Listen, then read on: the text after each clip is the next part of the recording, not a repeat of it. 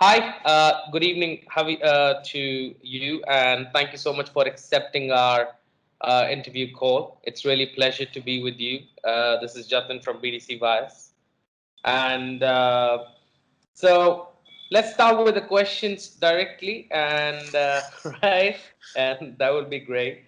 And how you got into the complete blockchain ecosystem to start with, the basic one? Okay, well, first of all, thanks for having me on your show. I know you guys are pretty big in Asia and everything. How did I get into Bitcoin development or Bitcoin in general? Which one? Like Bitcoin development and Bitcoin in Hmm. journal as well. Because yeah. Okay. So Bitcoin in general, that started in 2011 when I read about it, and I realized like almost right away that if there were only 21 million of these things, then I'd better be one of the first people to get in and not one of the last. So I got in because of the economics back in 2011, but the actual coding part of it I didn't get into until 2013, and that started with some open source projects. So I started on a project called Colored Coins back in 2013. I think I started doing that like around October sometime. I saw an ad on Jobs for Bitcoins, and some guy was looking for people to contribute to Colored Coins, and he was willing to pay people in Bitcoin. The guy was based out of the Ukraine, and I was just kind of like, okay, well, I'll work for Bitcoin.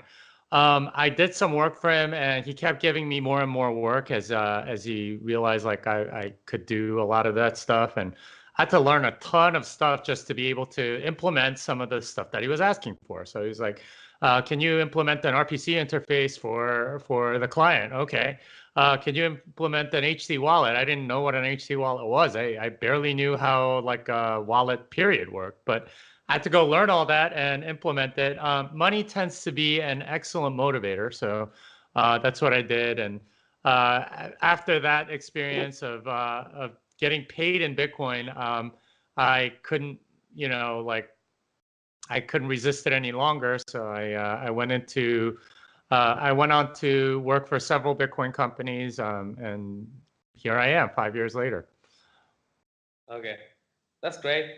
And so I'll start with a major one. So what was your involvement in Bitcoin Core, and how did it affect the development of Bitcoin?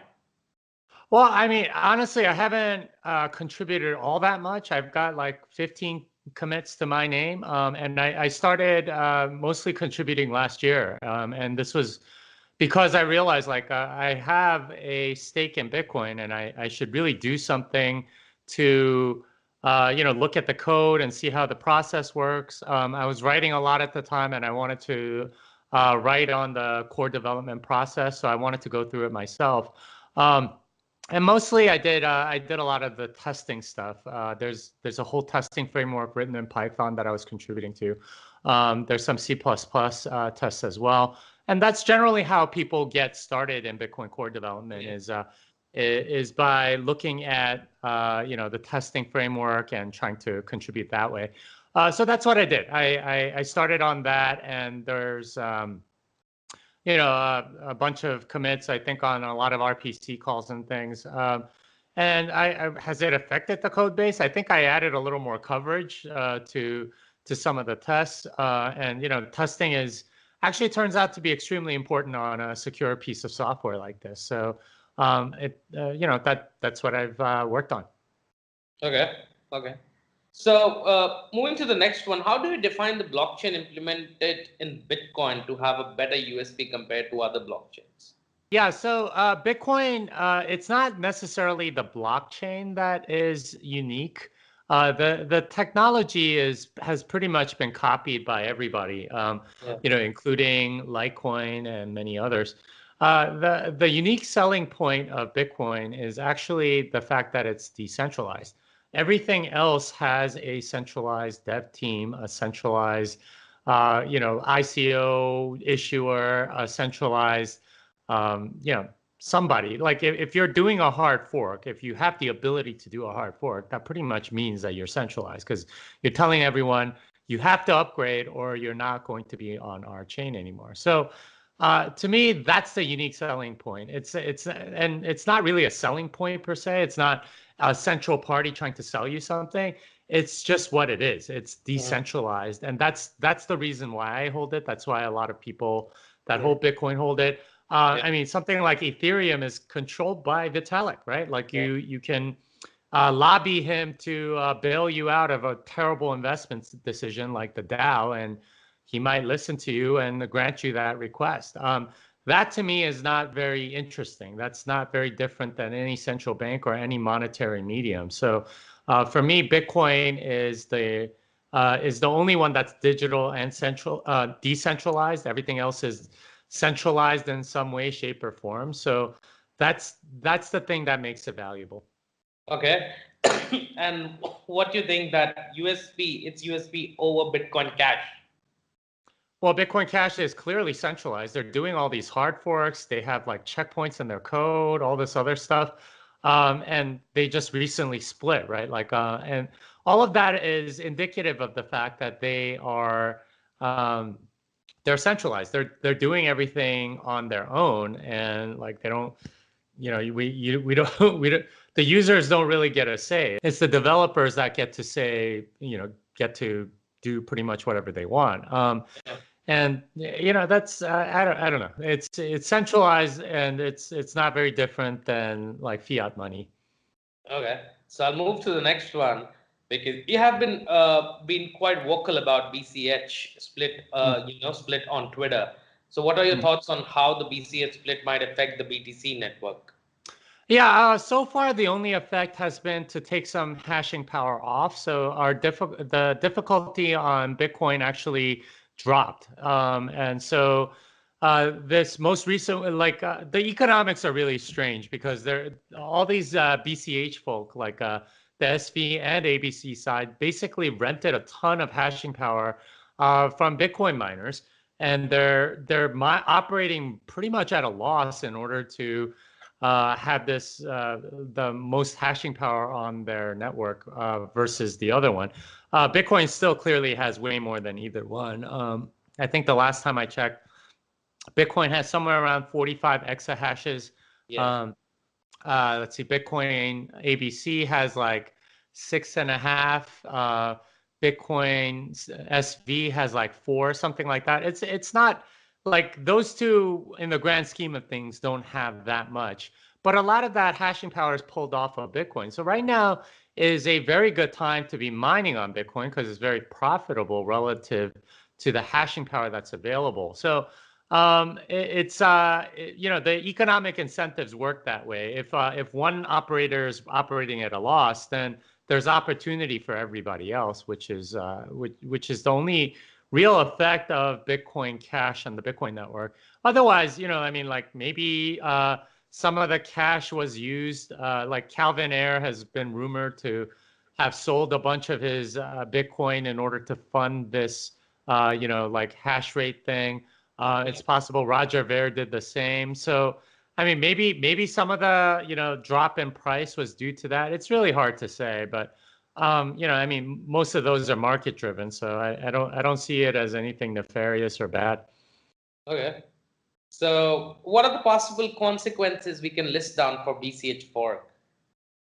The consequences for whom? Like for Bitcoin Cash? Let's say Bitcoin Cash fork.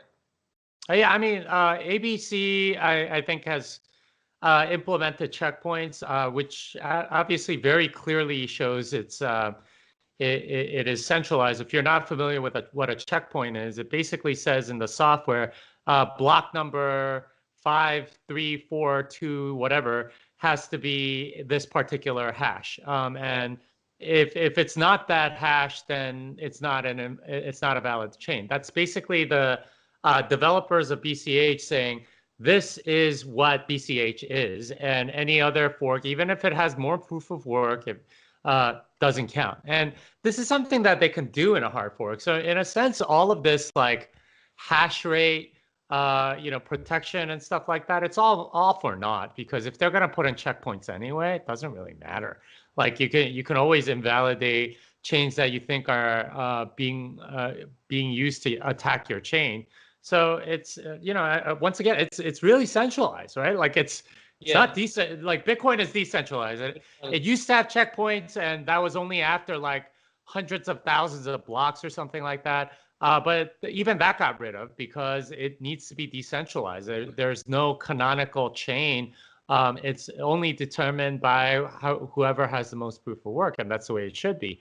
But yeah, BCH. That's I mean that's kind of the direction that they're going in, is more centralization, and I could see more splits happening in the future, especially as a lot of these personalities start disagreeing. I mean, I think it's inevitable. Calvin Ayre and Craig Wright will fall out at some point. Roger Ver and Jihan Wu will probably fall out at some point. I don't know. Like somebody's going to do something, and it's going to split again and again and again. So that's what's possible with a hard fork, right? It's is if you say, okay, we're starting a new chain basically with the same history as the old chain, then that's what a hard fork is. So I don't really pay them much mind. Okay. I'll move to the next one. So you recently mentioned in an interview that Bitcoin can improve civilization in a much better way compared to any government regulation. Can you shed some light on this perspective as well? Yeah. The thing about government intervention is that it almost always takes away from civilization, takes away from people wanting to create stuff, right? From Yeah. goods and services entering into the market. Yeah. What a lot of people don't realize is that the vast majority of government spending is actually from printed money. When you control the currency, you can control the rate of inflation, which is another way of saying we're going to print more money and we're going to get to be the first ones to spend it. And that causes all sorts of wealth inequality. That causes all sorts of societal oppression and all this other stuff.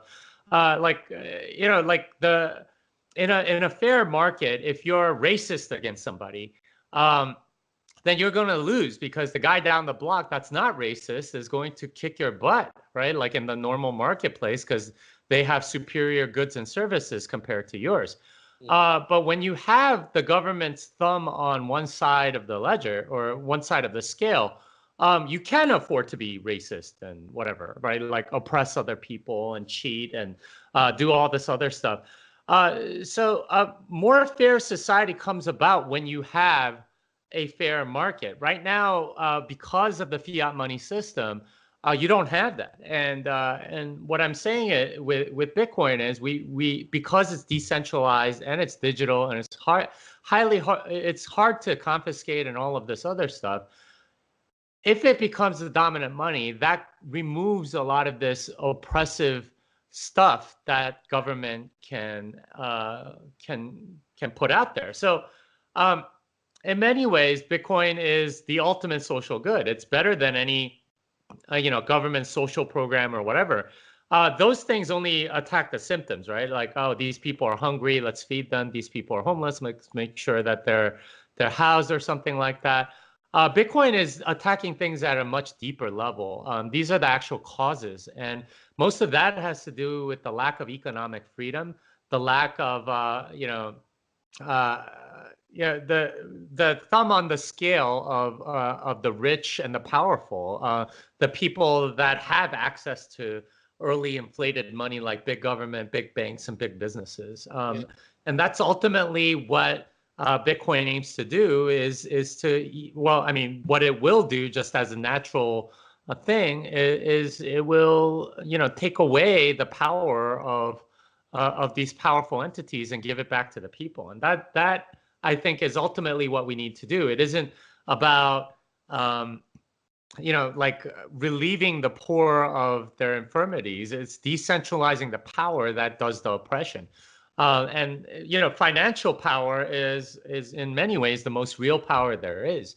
And what Bitcoin does is it takes away that financial power from the state, from the powerful, from the rich, from the big businesses, big government, big everything. Instead, brings it back to the people and gives us a level playing field again. And that's what really excites me about it, ultimately speaking. Okay. So, this is coming from my mind. So, what you think? So, as Bitcoin is taking away power from rich and the people who can manipulate things, but since long we have been seeing a manipulation by whales called such whales in the market that they are manipulating Bitcoin prices. What do you say about this? Well, I mean, it depends on what you mean by manipulation. I mean, most of the time people complain about that when the price is going down. Oh, these people are making money off of it. They don't really complain when the price is going up. I don't see it really as manipulation. It's just normal buying and selling by people that don't want to hold it, or that do want to hold it. Whatever the case is, it's a fully backed reserve thing. It's possible some exchanges are doing shady things. In fact, we know that a lot of exchanges are doing shady things. But ultimately, those are the ones that will get punished long term, and you won't be able to trade on them anymore. And if that erodes the trust of some people that had trust in that exchange, well, that's tough luck on them, right? Like they're the ones that trusted it. The point of Bitcoin is that you don't have to trust anybody, that it's self-sovereign money. So, like whales can try to manipulate it and stuff. And maybe even they're successful for a short amount of time, but over the long term, I don't think it works. The market will always, find out the true price of stuff like that. I mean, personally, I think Bitcoin overheated a bit last December. And like a lot of people are claiming manipulation and things like that when things go down. I mean, it's just like some business cycle and stuff like that. If you've studied Austrian business cycle theory, this sort of thing is very normal, and we have a lot of external money coming in the form of VCs and things like that, which definitely overheated it and had a lot of malinvestment, and a lot of that needs to be wound back. And in many ways, Bitcoin is great to see, how these cycles work, because, with something like the U.S. dollar and like the Fed and manipulation, like right around the Great Depression and things like that, you saw how government intervention just made things much, much, much, much worse. Whereas with Bitcoin, there's no central party that can do that, and that means that it recovers, on its own. And we had a bear market from 2013 to 2016, right? Like, and that was a long time, but it recovered on its own. Like there was way too much investment that was like misdirected at ridiculous projects. But that's a lot of that stuff got weeded out, especially like a lot of mining companies for some reason. They got weeded out by players that actually knew what the hell they were doing. So to me, that's indicative of a market process that's actually working, as opposed to government intervened stuff. Okay.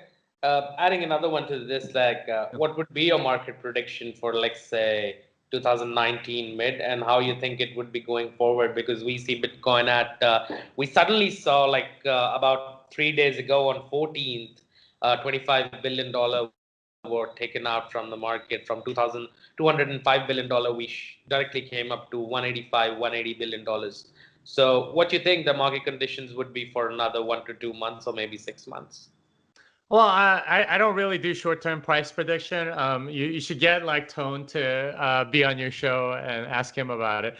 I'm a long-term investor, and long-term, I think the economics are pretty clear. There's a fixed supply and increasing demand, and that fixed supply has a lot of credibility coming up on 10 years of it existing and not having increased. So whereas stuff like Dogecoin and like Ethereum and all these other centralized ones, they don't have a credible scarcity. They're centralized, so they can print at any time, right? Like every central bank says that it's going to be conservative and be very careful until crisis hits, and then you get the wrong person in charge, and all hell breaks loose. That's generally been the pattern of every currency that has ever existed. Is an idiot gets put in charge and they do idiot-like things. I think Warren Buffett once said, only invest in businesses that would be profitable even if a complete idiot took over, because at some point a complete idiot will be in charge. So, the nice thing about Bitcoin is there is no one in charge, and that Yeah. means that no one can screw it up like that. Whereas every other coin, that possibility will always exist, at least until they somehow manage decentralization, which I'm not sure can be really done. The only reason Bitcoin has managed that is because Satoshi disappeared. Um, so we'll see. Perfect. So I'll move to the next one. As an educator of Bitcoin, do you think knowledge is being circulated to the people that are new to the industry? And what do you think can be the steps that can be taken in order to get the best out of this technology? Well, I mean, I think a lot of the best of the technology is already there, right, in the form of Bitcoin, right? You have decentralized digital money. That's not something that we thought was even possible before Satoshi invented it. Everything else before then was either decentralized but not digital, or digital but centralized. So to me, that's the big innovation. And all these players that are trying to find like the next use case for blockchain or something like that, I think they're barking up the wrong tree. The biggest innovation has already occurred. It's kind of like saying, okay, we have TCP/IP, and somebody made the internet, but what's the next thing that we can do with TCP/IP? That's the main, like the internet is a pretty big thing, and that changes a lot of things at a fundamental level, and people are missing the big invention in the hopes that they can make money doing something else. So for me, that's the main innovation here, and it can only really be proven over time, because with something like money, with something like a store of value, it needs to be proven over a long period of time. 10 years, I think, is a very big milestone. But like 15, 20, that's the real milestone there, because when something's lasted something like 20 years, that's half the life of a significant number of people on the planet by that point. Yeah. So, even right now, like, a lot of, freshmen in college, for example, half their life, Bitcoin has existed. In a few more years, it's going to be like every college student, and then a few more years after that, it'll be a large part of the workforce that's just entering. So, that sort of thing is powerful, and I think that's where we just sort of need to be patient. It comes in waves as more people trust it after a certain amount of time. But yeah, I mean, it takes time, right? Like it's not something that's just going to happen all of a sudden. So I'm looking forward to what's going to happen in the next few years, and we'll see where it goes. Okay, so I'll get to the next one. You clearly mentioned the details of your conversation with Roger Ver through your article on Medium, that he's just dodging the situation. Can you help understand the situation? So this is in regards to the bet, correct? Yeah. Okay. All right. So I challenged him to a bet way back in May when he released he was quoted in an article saying like Ethereum's going to overtake Bitcoin, and so is Bitcoin Cash, and that could happen by 2020. It's inevitable, stuff like that. So I was like, okay, would you care to make a bet on that quote? And I messaged him privately. I wasn't being disrespectful or anything. I just wanted to know if that was his position. And then he tried to sort of like weasel out of it and say like, oh, I just said it could, but it's like, you said it's inevitable. Do you believe it or not? And he weaseled out of it. He just sort of like threw up his hands and said, if you don't understand it, I'm sorry. Kind of like, I can't even kind of response. Anyway, I kind of left that alone, but I wanted to call him out on what he was, which is him being a Keynesian. I think that one especially hurts him because he fancies himself an Austrian libertarian. But, if you look at his positions, it's very much not. He's very much a Keynesian. He wants centralized control. He wants to be, he's focused on like the spendability of Bitcoin and circulating money through the economy. These are all Keynesian ideas, not Austrian. So I made a video about that. He kind of got mad. He emailed me. He's like, well, we should debate again. I proposed that we do the debate at the cruise that we were both going to be at, knowing that, that would be the talk of the cruise. And sure enough, that was exactly the talk of that cruise, right? Like it was towards the end. It was a little bit surreal, but anyway, we debated that, and I brought up the fact that he was too chicken to actually put money behind his words, and I pretty much said so on stage. Right afterwards, he said that he would bet me $1 million that 10 years from now, Bitcoin Cash would overtake Bitcoin. Now, I was like, okay, let's figure out the terms of the bet. I didn't want to have to track him down in 10 years and all this other stuff. He wanted it to be in dollars instead of Bitcoin, which I thought was kind of a wimpy move, right? Like, 10 years from now, who knows what the price of Bitcoin will be? If you were really manly or had some courage or had some teeth behind the words, he would just be like, okay, 100 Bitcoin on this. And or the equivalent in Bitcoin Cash or 100 Bitcoin Cash if it's Bitcoin Cash is bigger than Bitcoin. That I think would have been a very fair bet, at least according to his words. Instead, he wanted it denominated in dollars, and he wanted it payable in whoever in the cryptocurrency of the winner's choice. And I was like, okay, that's fine. Let's just have a early termination provision. If either coin gets below 0.05, right, 200 to 1, right, like a ratio between one coin and the other, then one person just wins right there, and instead of having to wait 10 years. And I wanted to insert that because I didn't want to track him down in 10 years. And I thought there was a very good chance that Bitcoin would get to that point. Now, Bitcoin Cash at the time was trading around 7 or 8% of Bitcoin. Right now, ABC I think is trading at around 5 or 6%. But I thought that was a good early termination clause. But he kept fighting that tooth and nail.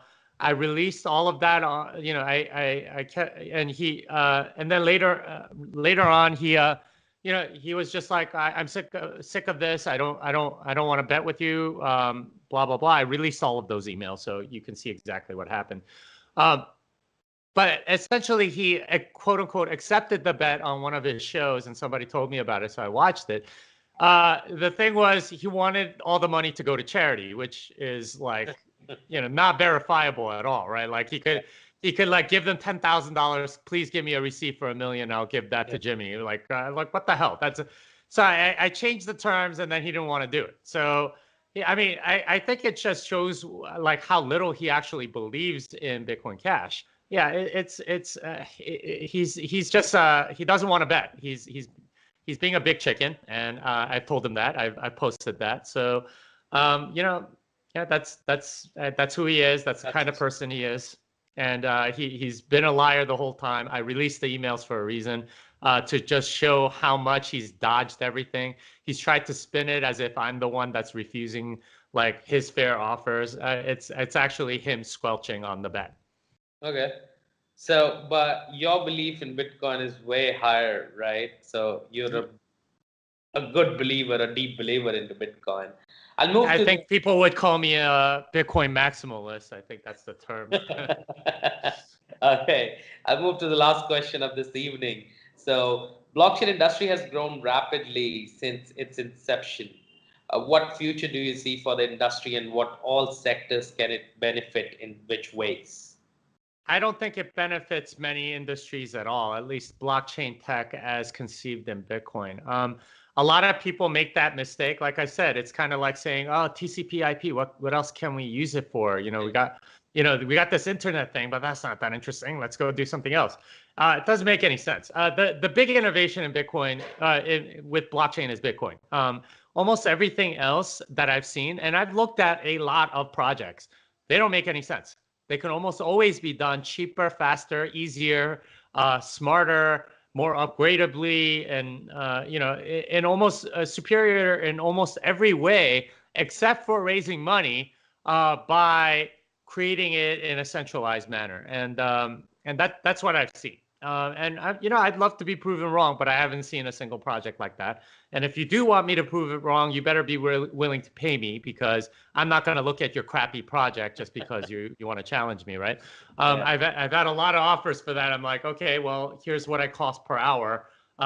pay me and I'll take a look at it and tell you all the stuff that's wrong with it. Nobody really takes you up on that because they know deep down that it's their project doesn't make any sense. Yeah. And that's the thing. Like let's do supply chain on the blockchain, and let's do healthcare records on the blockchain, and let's do stock trading on the blockchain and all this other stuff.